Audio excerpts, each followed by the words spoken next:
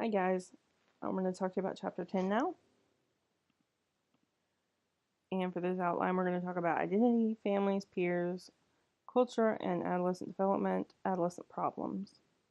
So, identity is a self portrait composed of many pieces.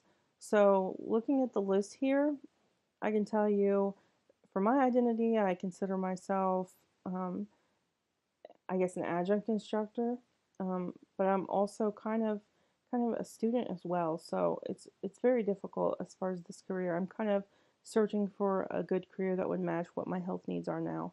Um, as far as political views, I'm more liberal. Um, I don't really want to discuss religious beliefs. Um, I've been married for 18 years. I'm a big nerd. I love learning and things like that. It's always been fun to me. Um, as far as my ethnic background, I have European in my family. I have Native American. But it's more like a big melting pot of different background for me. But I guess I identify more as uh, European American, but I am very open to um, diversity. I really love diversity. I think it's hugely important. Interests, I have tons of interests. So, psychology is a big one, obviously, and I'm also really into education. I enjoy teaching, I enjoy tutoring, I enjoy helping people. Um, I love art. Art's a big interest of mine. I like painting, music, um, books, movies, all those different types of um, art and personality. As far as personality, I'm very introverted. Um, I I can be conscientious. I've been less conscientious since I got sick because I'm so fatigued all the time. But I've always been pretty introverted and but I am very open to different things too. I like doing. I don't know if you guys know Ocean. So if you've taken personality psychology, you should know this. Um, I believe by P103, but if you haven't um, taken personality psychology, I suggest you do so to learn about personality types because they're really interesting. Um, but as far as my physical health, I would say I identify a lot with fibromyalgia. So um, I might even mention that. I know I've mentioned that in class already, but I might even mention that a little bit when I see you again. But so I would like you guys to focus to think about how adolescents might um, identify or how you identified in adolescence with all of these characteristics and more, and then compare it to how you identify now, because it's not always going to be the same. It like my religious views have changed. Obviously, I have a different relationship than I did then, and my personality has changed. My beliefs about achievement and intellectuality have changed. Um, my political views have changed. So, and my vocation career obviously has changed. So, um, I urge you to try to compare those because that will be interesting. Now, Erickson stages are identity versus identity confusion. So, psychosocial moratorium is the gap between childhood security and adult autonomy. It's relatively free from responsibility, able to try on new identities, experimentation with different roles and personalities. So basically, you're just searching for something that fits with you, what makes you feel complete, what makes you happy. Adolescents who cope with conflicting identities emerge with a new sense of self. So Marsh's four statuses of identity are identity crisis, identity diffusion, identity foreclosure, and identity moratorium. Um, and you can read a little bit more about these in your book, but basically, it's whether or not you're searching for um, you're searching for this identity, whether or not you've committed to it. So, moratorium is You haven't committed, but you are searching. So you're trying on all these different identities. And then, but sometimes, let's say you uh, you have completely decided, but you didn't never look, like your parents have forced this identity on you. Okay, so that's problematic, right? Because it's not necessarily something you want. So that's identity foreclosure. Um, Identity does not remain stable throughout life. Uh, Mama is repeated cycles of moratorium to achievement. So basically, let me give you an example. So someone who is in a job and they have have been in this job for a while and they decided they wanted to do this job, and then they decide they're unhappy. So they think, oh, I really love to um, explore my passion of, let's say they were in a job at a factory and they were happy because they were getting paid decent money, they were getting benefits, but they really ultimately decided they wanted to follow more of a passionate field of photography or something. So then they go and they explore this field of photography, and then they learn all these different aspects of photography, and they have decided on this career as a photographer, but then they might change again. And they decide, well, it's not really photography that I love, it's editing photos. So then they decide that they want to be a photo editor.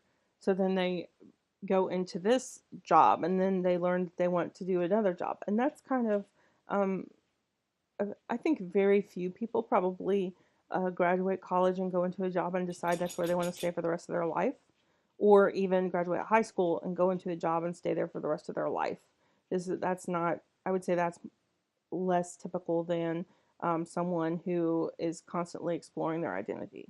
Okay, and a lot of times, like you'll see it in the movies as finding yourself, and that's what it's talking about. It's um, figuring out your path. Okay, so you go to this path and then you decide this is okay. You've committed to this, and you have explored these options, and then you change your mind later, and that's okay. And you guys don't need to be too stressed about finding something as a forever job. Um, just do you need to do what is going to be good for you at the moment, and then plan for later on as much as you can, right?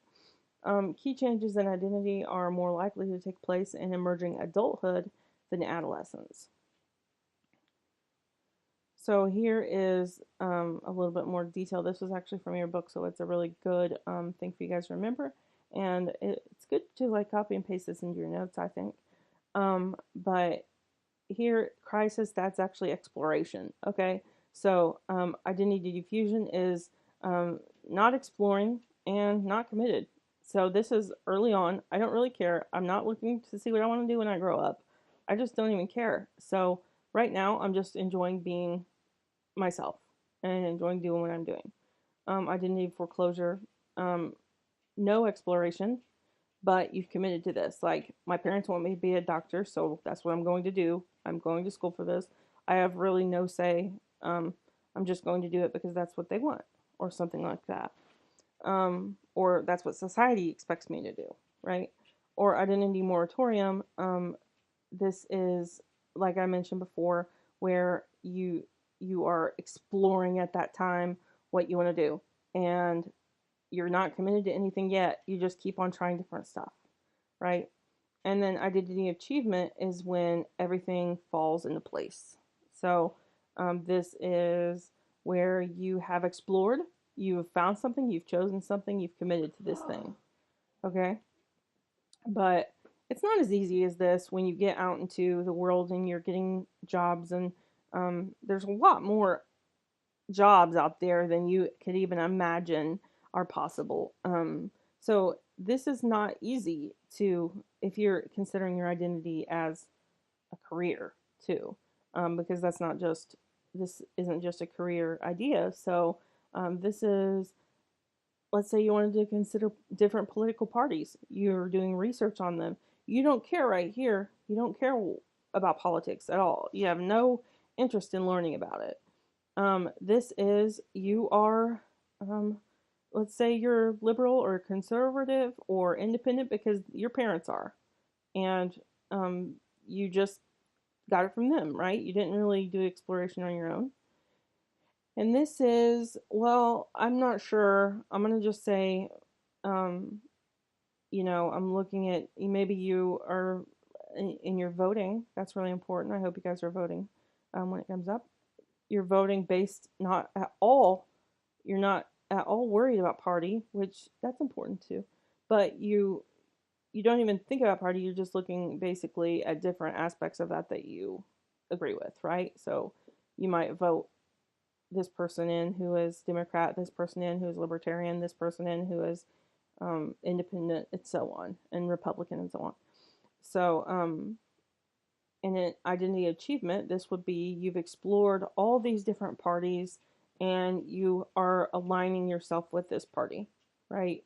So, like I said, this isn't just career, this is all different identity ideas that you could put in here. So, ethnic identity, so enduring aspect of the self that includes sense of membership in an ethnic group, attitudes and feelings related to that membership. Okay. Many adolescents develop a bicultural identity, so they identify in some ways with their ethnic group and in other ways with the majority culture. So, for example, immigrants with like child immigrants, they um, have in their family life, they have their parents who are from this other country, so they have that culture that their parents brought with them, but they also have this this American culture that they have in school, right? So they begin to have identity from both, and sometimes that's really difficult to bring home because their parents may not understand because their parents aren't in the same environment as the child, right? Because the child goes to this school and the parents don't necessarily have those experiences going to school because when they went to school, maybe they were in their previous country. Um, so positive ethnic diverse or identity is related to positive outcomes for ethnic minority adolescents. So that's really good, right? Doesn't always happen, but it's really good when it does. Parental monitoring and management. So managerial roles of parents supervising adolescents' choice of social settings, activities, friends, academic efforts. And I can tell you as a parent that this is really difficult. You think when you have your child that you can monitor everything, and that begins to be so big of a task, and it's so frustrating for your child or your adolescent, really, because the child really, it didn't bother my children as children, but trying to um, transition. So parents are transitioning from being a parent of a child to being a parent of an adolescent, and that's really a lot harder than it sounds. Low parental monitoring is associated with negative mental health outcomes and predicts delinquency and substance use. When parents engage in positive parenting practices, adolescents are more likely to disclose information. As I mentioned before, about my son was able to come out to me because I I told him over and over that we are accepting, right? And we accepted him. He was able to come to us and we accept him and we have a better relationship because of this. So imagine the children or the adolescents who might have this same experience coming out to their parents, but the parents are not accepting, and that's going to result in negative outcomes for these for the relationship of the parent and the child. Um, but let's see, higher level of parental monitoring reduce negative peer influence on adolescent risk taking. So it's important to note, though, also that there's a difference between high level parental or monitoring and being a helicopter parent. Helicopter parents are extremely overly involved, or being a parent that's snooping. So parental snooping was a relatively infrequent parental monitoring technique and is an indicator of problems in adolescence and family functioning. So that's problematic. Although I will mention that sometimes parents might feel at the end of their rope, and that this trying to snoop or something may be more to protect the child.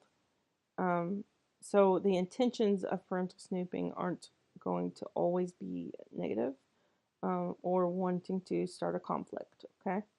So as a parent, you'll have to make decisions on these things, and it's not always just cut and dry.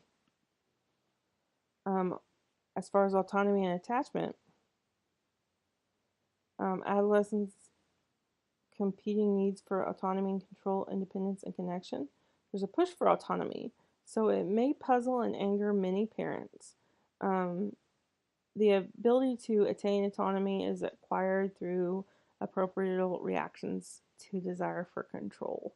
So, my kid comes to me and wants more freedom, then how I respond is really important. And it's not easy as a parent to always respond in the best way possible.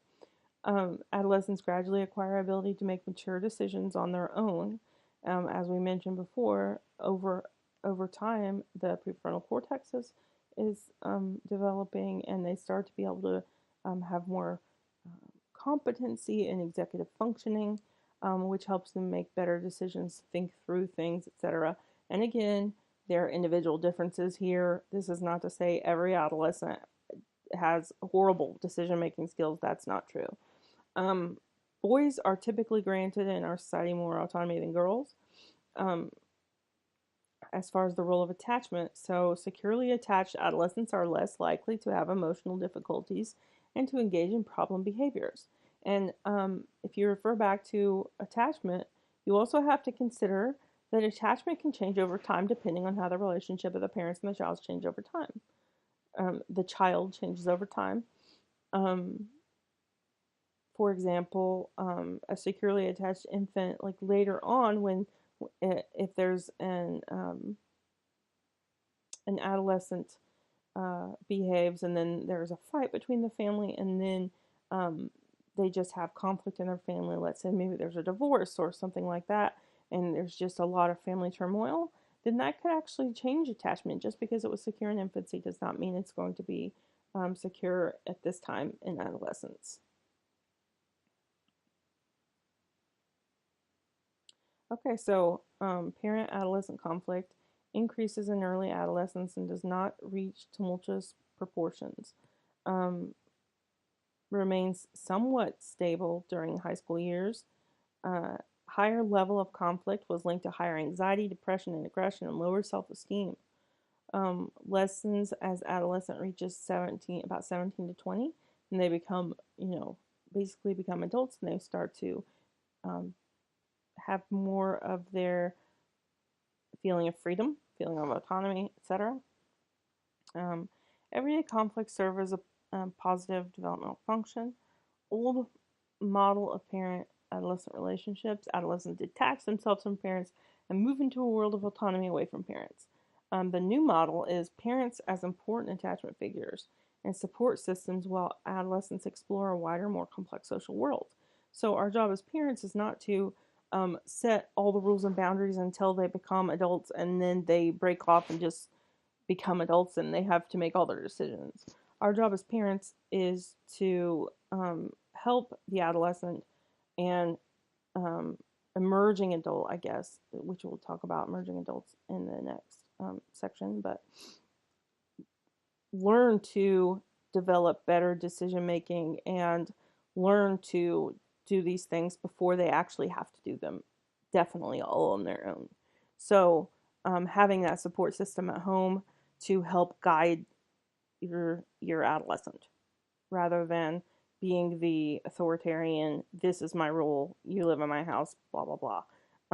So as a parent, it's better to be that guidance and let me help you think through these decisions and make good choices, um, and letting them have autonomy, more and more, versus, you know, you've been um, their main person who gives them all the rules, and then all of a sudden they're on their own and they have to figure out life, right? So here is the old and new model of parenting. I already mentioned those, so you can look at that in your book if you like. As far as peers go, most teens prefer a smaller number of friendships that are more intense and more intimate. Friends become increasingly important in meeting social needs. There's a need for a secure attachment to your friends as well, companionship, social acceptance, intimacy. So, intimacy, there's different definitions of that, but here we're talking about being able to open up to your friends and talking about really intimate details of yourself that you don't want to tell anybody else, your deepest, darkest secrets, things like that. Um, Someone who's there for you, someone you can lean on, but also about sexual relationships. You know, you may have had a boyfriend or girlfriend that was from your friend group in as an adolescent. Positive friendships are related to a host of positive outcomes, so that's important. Developmental changes in self-disclosing conversations. So this is um, what an adolescent is willing to tell. So at this point, they're willing to talk to their parents, but as they get older, they're more willing to talk to their friends than they are their parents, right? So this is friend. So they're more likely to self-disclose with friends than they are with parents. To, past this point, starting in like um, middle school and older. So as a parent, that's scary because we want our child to be able to open up to us, but this is a typical this is typically the way it's um, adolescents are developing. So as far as peer pressure, so young adults conform to more peer standards than children do. Boys are more likely to be influenced by peer pressure involving sexual behavior than girls. Cliques are small groups averaging 5 to 6 individuals. They're usually same age and sex, and they engage in similar activities, like they might be on a sports team together or in a club together or something. Um, Crowds are larger than cliques and they're less personal, so their membership is more based on reputation, and they may not necessarily spend as much time together. Um, like there might be cliques within crowds, if that makes sense. So as far as dating and romantic relationships, there's 3 stages of romantic relationships. From ages 11 to 13, they enter into romantic attractions and affiliations. From ages 14 to 16, they're exploring more romantic relationships. And ages 17 to 19, they're considering more um, bonds, like romantic bonds with another person.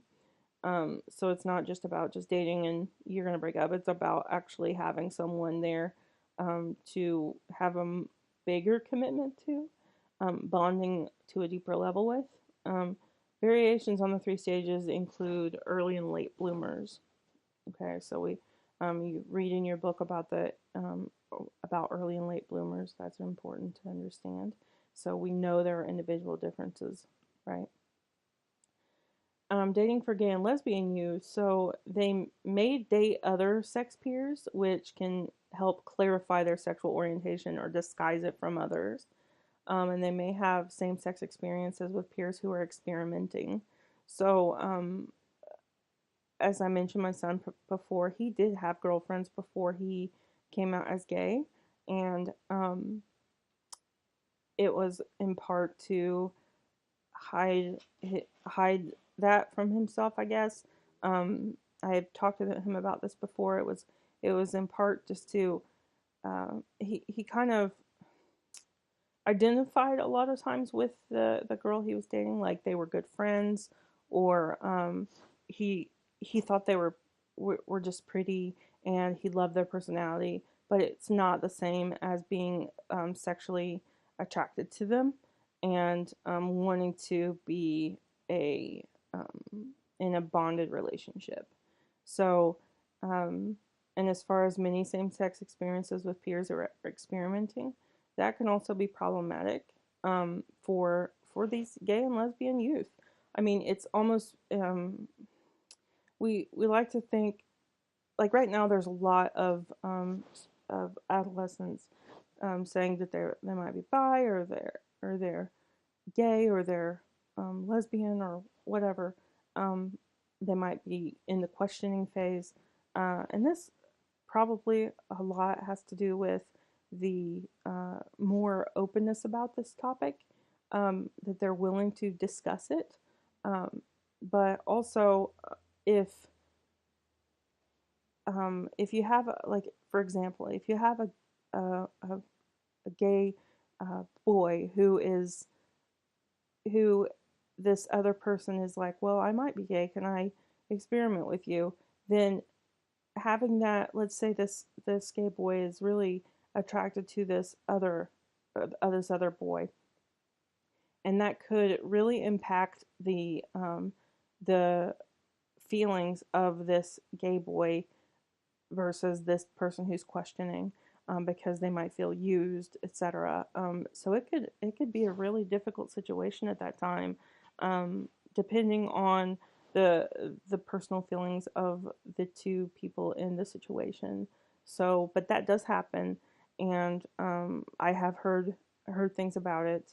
So it's not I don't feel like it's something uncommon. There are likely quite a few adolescents that do experiment with their sexuality. But socio-cultural contexts and dating, so there's values and beliefs and traditions that dictate the age at which dating begins. So, for example, you see a lot of parents who might not want their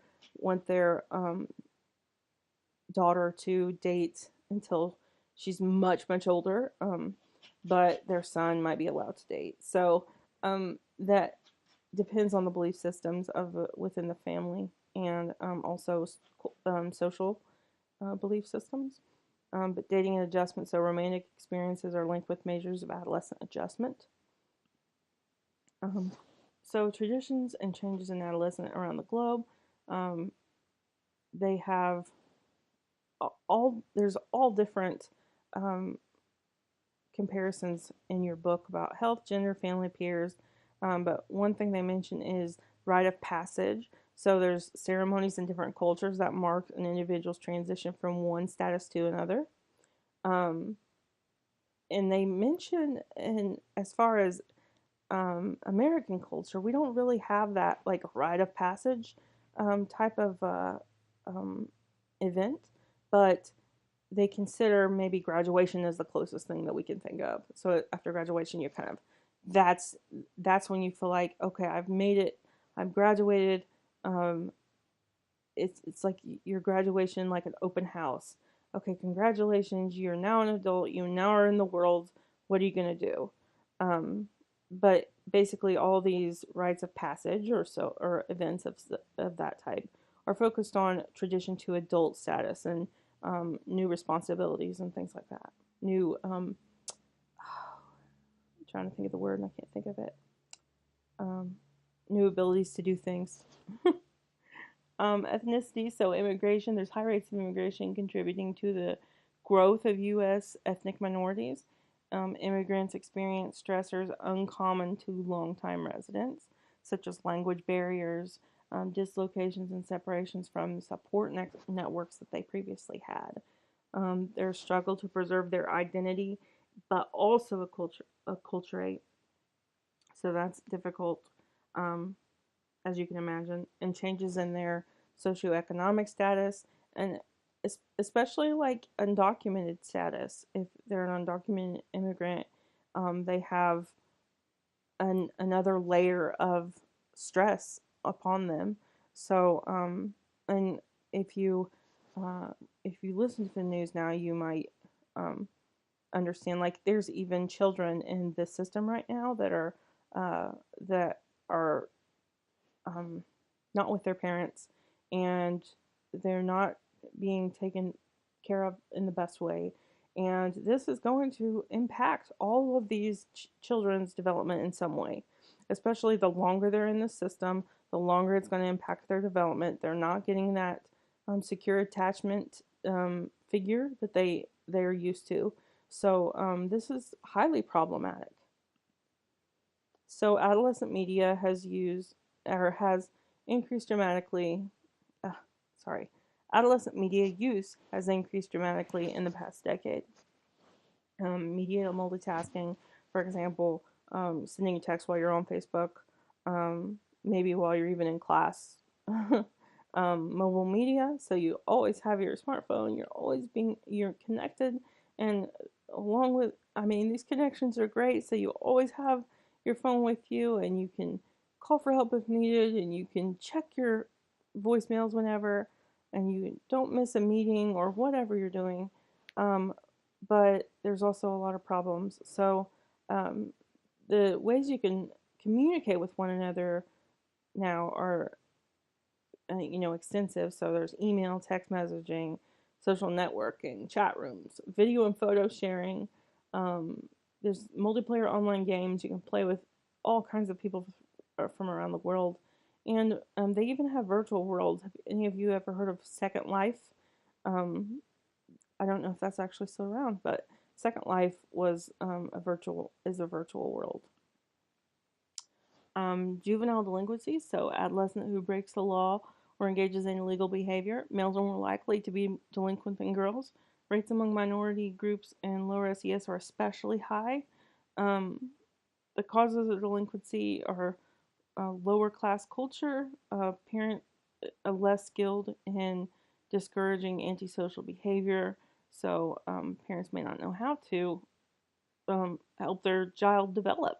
Um, and siblings and delinquent peers may influence them, and academic success. Um, Maybe they aren't doing well in school. Those who seem to be doing well academically are tend to be less delinquent. Um, Depression and suicide is a problematic thing in adolescence. So rates of major depressive disorders range from 15 to 20%. Um, there's a lot of factors that contribute to this, is like genes. Some people may be more predisposed to develop depression, gender differences, certain family factors, and poor peer relationships, like being bullied at school. Um, there's a combination of drug therapy and cognitive behavioral therapy is more effective in treating adolescent depression than one or the other alone. Suicide is the third leading cause of death in 10 to 19-year-olds in the U.S. More adolescents contemplate and attempt it unsuccessfully than actually commit it. Females are more likely to attempt, but males are more likely to succeed. Um, Females, I believe, use less um, intense versions of suicide, like taking pills, versus males who are more likely to like use a gun. Um, Suicidal adolescents often have depressive symptoms. There's 4 problems that affect most adolescents: drug abuse, juvenile delinquency, sexual problems, school related problems, and problem behaviors are often interrelated. So, adolescents at highest risk experience multiple problems. So, some adolescents may not experience any of these problems. Some may have the chance to abuse drugs but choose not to. Some may only abuse drugs, but we tend to see, um, if there's one problem, there's another problem. So there are successful intervention programs, and these include intensive individualized attention, community-wide multi-agency collaborative approaches, and early identification and intervention. So going into younger groups and um, intervening to teach both parents and children how to avoid these later problems in adolescence is really important. So that's the end of chapter 10. I have already sent out an announcement to tell you what to do for this week, and I want you to read chapters 11 and 12. That's important. We're going to be going over 11 and 12. But the rest of the information is on the announcement, so please refer to the announcement for the requirements for this week. Thank you. I will see you guys soon.